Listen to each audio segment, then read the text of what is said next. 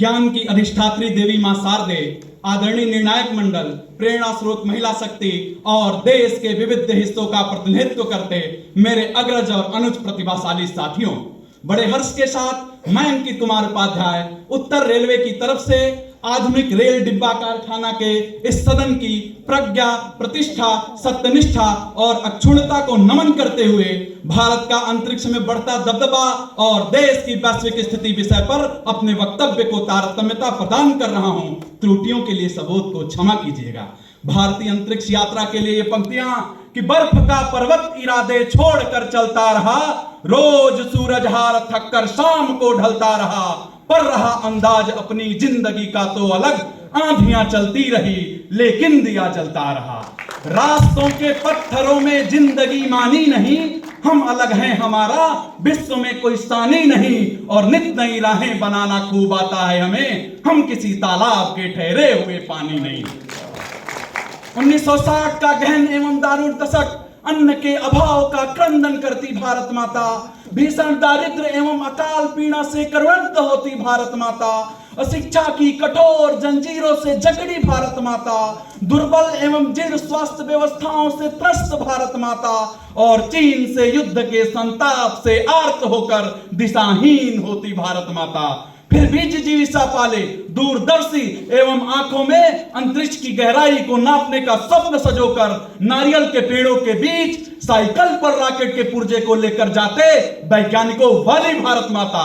जी हां, मैं बात कर रहा हूं भारत के अंतरिक्ष अन्वेषण की, जो दुर्गम परिस्थितियों में विक्रम साराभाई, डॉक्टर होमी जहांगीर भाभा और एपीजे अब्दुल कलाम जैसे महान वैज्ञानिकों के नेतृत्व में 21 नवंबर 1963 को केरल के थुम्बा में साउंडिंग रॉकेट के प्रक्षेपण से शुरू हुआ और आज चांद और मंगल पर विज्ञान की अलंकारिक ज्वालामुखी बनकर प्रस्फुटित हो रहा है।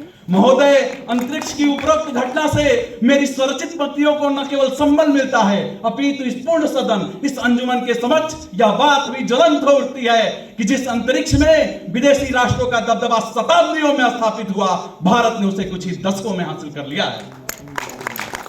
15 अगस्त 1969 जिस दिन भारतीय अंतरिक्ष अनुसंधान संगठन इसरो की स्थापना हुई, केवल एक तारीख नहीं था बल्कि भारतीय अंतरिक्ष यात्रा का अप्रतिम उद्घोष भी था।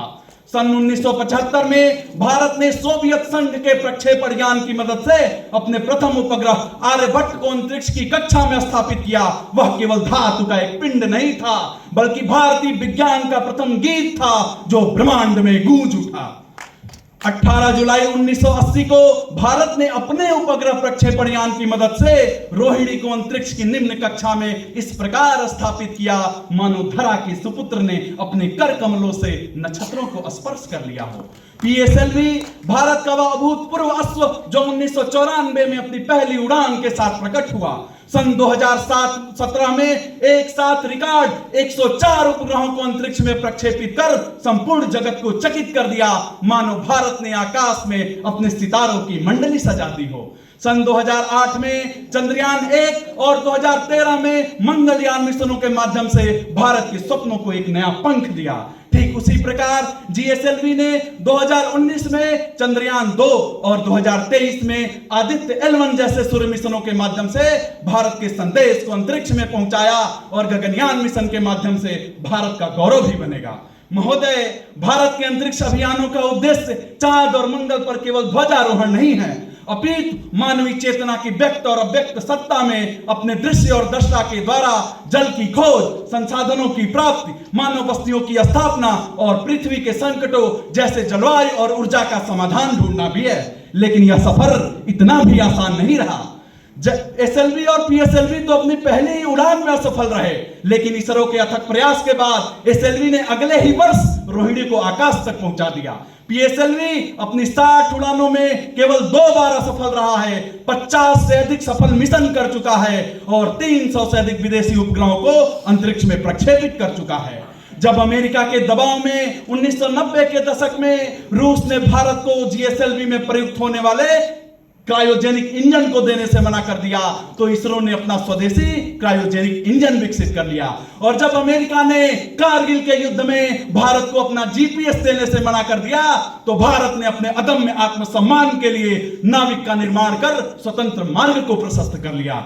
महोदय, आज भारत अंतरिक्ष के क्षेत्र में अमेरिका, रूस, चीन और जापान जैसे देशों के समकक्ष तो खड़ा है, लेकिन मितव्ययता, नवाचार और रणनीतिक मिश्रण के समायोजन के माध्यम से इसरो लगातार ऐसे मिशनों को अंजाम देता है जो कि किफायती रहते हुए भी अपने उद्देश्य को पूर्ण करते हैं। उदाहरण स्वरूप, जिस मंगल मिशन पर अमेरिका सदृश देश 5000 करोड़ रुपए खर्च करते हैं, भारत ने उसे मात्र 450 करोड़ रुपए में पूर्ण करके संपूर्ण जगत को भारत में वीणा की झंकार से झंकृत कर दिया। इससे भारत का अंतरिक्ष के बाजार में भी दबदबा बढ़ने लगा है। अग्निकुल और पिक्सल जैसे नवाचार इस बात को पुख्ता भी करते हैं। जिस अमेरिका ने 1992 में MTCR के तहत भारत के इसरो पर प्रतिबंध लगाया था, उसी का नासा आज भारत के साथ सहयोग में उत्सुक है। परिणाम स्वरूप शुभांशु शुक्ला राकेश शर्मा के बाद अंतरिक्ष में जाने वाले दूसरे भारतीय बने।